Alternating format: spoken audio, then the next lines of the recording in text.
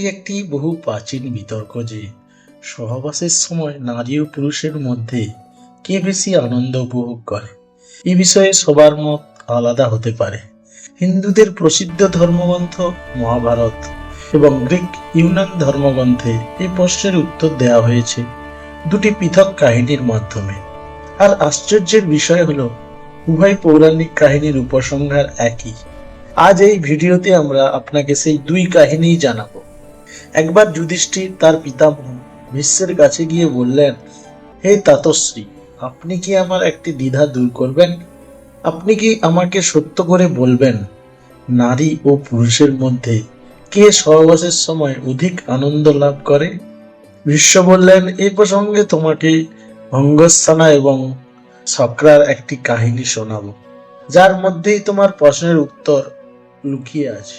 একদিন আগে ভঙ্গস্থানা নামে এক রাজা ছিলেন। তিনি ছিলেন ন্যায়পরায়ণ এবং অত্যন্ত যশস্বী, কিন্তু তার কোনো পুত্র সন্তান ছিল না। একটি পুত্র সন্তানের আকাঙ্ক্ষায় সেই রাজা অগ্নিষ্ঠুতা নামে একটি বিশেষ যজ্ঞের আয়োজন করেন। যেহেতু সেই যজ্ঞে কেবল অগ্নিদেবেরই আরাধনা করা হয়েছিল, তাই শক্রা অর্থাৎ দেবরাজ ইন্দ্র অত্যন্ত ক্রুদ্ধ হয়ে উঠলেন।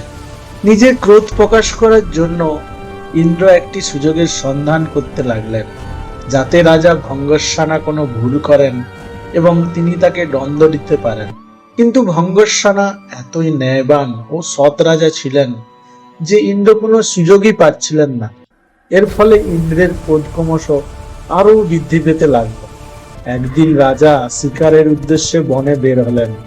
ইন্দ্র ভাবলেন এটাই উপযুক্ত সময় নিজের অপমানের প্রতিশোধ নেওয়া। তখন ইন্দ্র রাজাকে সম্মোহিত করে দিলেন।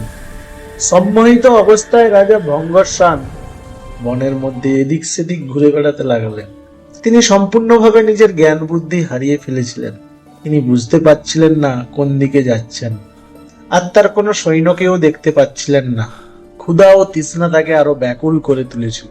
হঠাৎ তিনি একটি ছোট নদী দেখতে পেলেন, যা যেন কেন জাদুর মতো সুন্দর লাগছিল। রাজা সেই নদীর দিকে এগিয়ে গেলেন। প্রথমে তিনি তার ঘোড়াকে জলপান করালেন, তারপর নিজেও জলপান করলেন। যেই মুহূর্তে রাজা নদীর জলে প্রবেশ করে জলপান করলেন, তিনি অনুভব করলেন যে তার শরীরে এক অদ্ভুত পরিবর্তন ঘটছে। ধীরে ধীরে তিনি এক নারীতে পরিণত হয়ে গেলেন। লজ্জা ও বিস্ময়ে ভারাক্রান্ত হয়ে সেই রাজা উচ্চস্বরে বিলাপ করতে লাগলেন। তিনি কিছুতেই বুঝতে পারছিলেন না কেন এবং কিভাবে তার সঙ্গে এমন আশ্চর্য ঘটনা ঘটল। রাজা ভঙ্গস্থানা চিন্তা করলেন, হে প্রভু, এই অনর্থের পর আমি কিভাবে আমার রাজ্যে ফিরে যাব? আমার অগ্নিষ্ঠুতা যজ্ঞের ফলে আমার 100 জন পুত্র হয়েছে। আমি এখন তাদের সামনে কিভাবে দাঁড়াবো? তাদের কি বলবো? আমার রানী মহারানী যিনি আমার প্রতীক্ষায় রয়েছেন, আমি তার সামনে কিভাবে যাব? আমার পৌরুষের সঙ্গে আমার রাজ্যপাটও তো হারিয়ে যাবে। আমার প্রজাদের কি হবে? এইভাবে বিলাপ করতে করতে রাজা অবশেষে তার রাজ্যে ফিরে এলেন। যখন তিনি নারী রূপে রাজ্যে পৌঁছালেন, তখন তাকে দেখে সবাই বিস্ময়ে স্তম্ভিত হয়ে গেল। রাজা একটি সভা আহ্বান করলেন এবং তার রানীদের, পুত্রদের ও মন্ত্রীদের বললেন, এখন আমি আর রাজ্য পরিচালনার যোগ্য নই। তোমরা সকলে এখানে সুখে শান্তিতে বসবাস করো, আর আমি বনে গিয়ে আমার অবশিষ্ট জীবন অতিবাহিত করব। এমন কথা বলে রাজা বনের দিকে যাত্রা করলেন। সেখানে তিনি রানী রূপে এক তপস্বীর আশ্রমে বসবাস করতে লাগলেন এবং সেই তপস্বীর দ্বারা তিনি আরো কয়েকজন পুত্রের জন্ম দিলেন। পরে তিনি সেই সন্তানদের নিয়ে নিজের পূর্বের রাজ্যে ফিরে এলেন এবং তার পূর্বের পুত্রদের বললেন, তোমরা আমার সেই পুত্র যখন আমি পুরুষ ছিলাম, আর এরা আমার সেই পুত্র যখন আমি নারী রূপে আছি। তোমরা সকলে মিলেমিশে ভাইয়ের মতো আমার এই রাজ্য পরিচালনা করো। সব ভাই একসঙ্গে মিলেমিশে সুখে শান্তিতে বসবাস করতে লাগলো। কিন্তু সকলকে সুখে জীবনযাপন করতে দেখে দেবরাজ ইন্দ্র আরো ক্রুদ্ধ হয়ে উঠলেন এবং তার মনে প্রতিশোধের আগুন আবার জ্বলে উঠল। ইন্দ্র চিন্তা করতে লাগলেন, মনে হচ্ছে রাজাকে নারী বানিয়ে আমি তার ক্ষতি নয় বরং উপকারী করে ফেলেছি। এইভাবে চিন্তা করে ইন্দ্র এক ব্রাহ্মণের রূপ ধারণ করলেন এবং রাজা ভঙ্গস্থানার রাজ্যে উপস্থিত হলেন। সেখানে গিয়ে তিনি রাজকুমারদের কানে কানে বিভেদ সৃষ্টিকারী কথা বলতে শুরু করলেন। ইন্দ্রের প্ররোচনায় সমস্ত ভাই একে অপরের বিরুদ্ধে লড়াইয়ে জড়িয়ে পড়ল এবং শেষ পর্যন্ত পরস্পরকে হত্যা করল। এই ভয়ঙ্কর সংবাদ যখন ভঙ্গস্নানার কানে পৌঁছালো, তিনি শোকে ভেঙে পড়লেন। সেই সময় ব্রাহ্মণের রূপে ইন্দ্র তার কাছে এসে জিজ্ঞাসা করলেন, তিনি কেন এত বিলাপ করছেন? ভঙ্গস্নানা কান্নায় ভেঙে পড়ে সম্পূর্ণ ঘটনাটি তাকে জানালেন। তখন ইন্দ্র তার প্রকৃত রূপ প্রকাশ করে রাজাকে তার ভুলের কথা স্মরণ করিয়ে দিলেন। ইন্দ্র বললেন, কারণ তুমি শুধুমাত্র অগ্নিদেবের পূজা করেছিলে এবং আমার অবমাননা করেছিলে, তাই আমি তোমার সঙ্গে এই লীলা করেছি।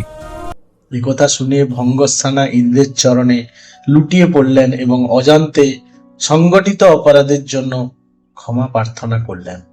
রাজার এমন করুণ অবস্থা দেখে ইন্দ্রের হৃদয়ে দয়া জাগল। তিনি রাজাকে ক্ষমা করে তার নিহত পুত্রদের পুনর্জীবিত করার বরদান দিলেন। ইন্দ্র বললেন, হে নারী রূপধারী রাজন, তোমার সন্তানদের মধ্যে যে কোনো এক জীবিত করার বর চাইতে পারো। তখন ভঙ্গস্নানা বিনম্রভাবে বললেন, হে দেবরাজ, যদি এমনই অনুগ্রহ করেন তবে সেই পুত্রদের জীবন দান করুন, যাদের আমি নারী রূপে নিজের গর্ভে ধারণ করে জন্ম দিয়েছি। ইন্দ্র বিস্মিত হয়ে এর কারণ জানতে চাইলেন।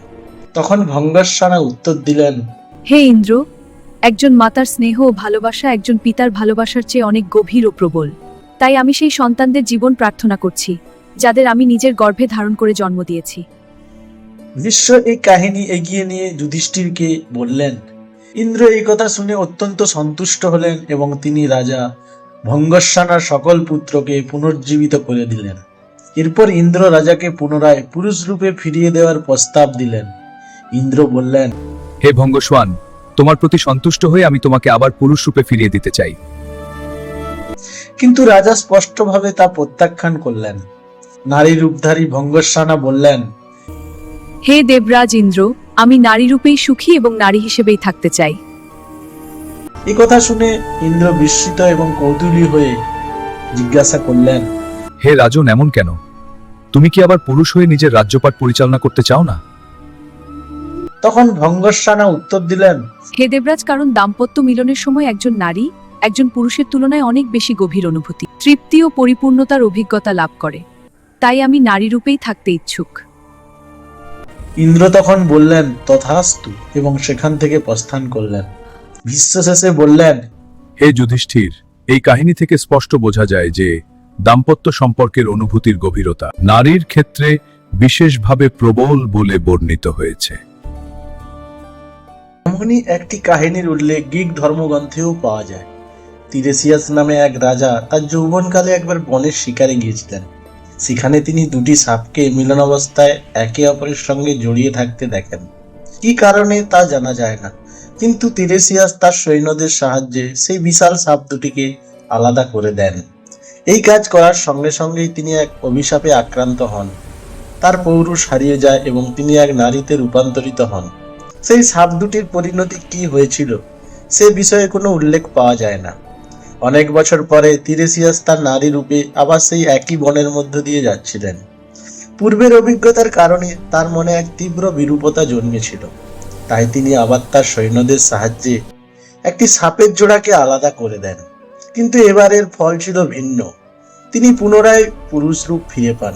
এইভাবে তিনি এমন এক বিরল ব্যক্তি হয়ে ওঠেন যিনি নারী ও পুরুষ উভয় জীবনের অভিজ্ঞতা লাভ করেছিলেন। ঠিক সেই সময় গ্রিক দেবতা জিউস এবং তার পত্নী হেরার মধ্যে এক বিতর্ক চলছিল। তাদের প্রশ্ন ছিল, দাম্পত্য মিলনের আনন্দ কে বেশি গভীরভাবে অনুভব করে, নারী না পুরুষ? এই প্রশ্নের উত্তর জানার জন্য তারা তিরেসিয়াসকে আহ্বান করলেন। তিরেসিয়াস তাদের প্রশ্নের সরাসরি এবং স্পষ্ট উত্তর দিলেন, নারীরা পুরুষদের তুলনায় বহুগুণ বেশি গভীর আনন্দ উপভোগ করে।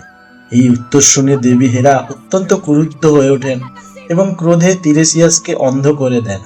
দেবতা জিউস তিরেসিয়াসের এই দুর্দশার জন্য নিজেকে দায়ী মনে করলেন এবং তাকে ভবিষ্যৎ দর্শনের দিব্য শক্তি প্রদান করলেন। প্রায় বিশ্বের প্রতিটি সংস্কৃতিতেই এমন দেবদেবীর ধারণা রয়েছে যারা নারী ও পুরুষের ঐক্য ও পরিপূরকতার প্রতীক। ভারতে এই ধারণার সর্বোচ্চ প্রতীক হলেন অর্ধনারীশ্বর। অর্ধনারীশ্বরের অর্থ হল একজন মানুষের সত্তার অর্ধেক অংশ পুরুষত্ব এবং অর্ধেক অংশ নারীত্বের প্রতীক। অর্থাৎ একই সত্তার মধ্যে পুরুষ এবং নারী উভয় শক্তির সমন্বয় ঘটে। যখন এই দুই শক্তি একত্রিত হয় তখন এক গভীর সামঞ্জস্য, সৃষ্টিশীলতা এবং পূর্ণতার জন্ম হয়।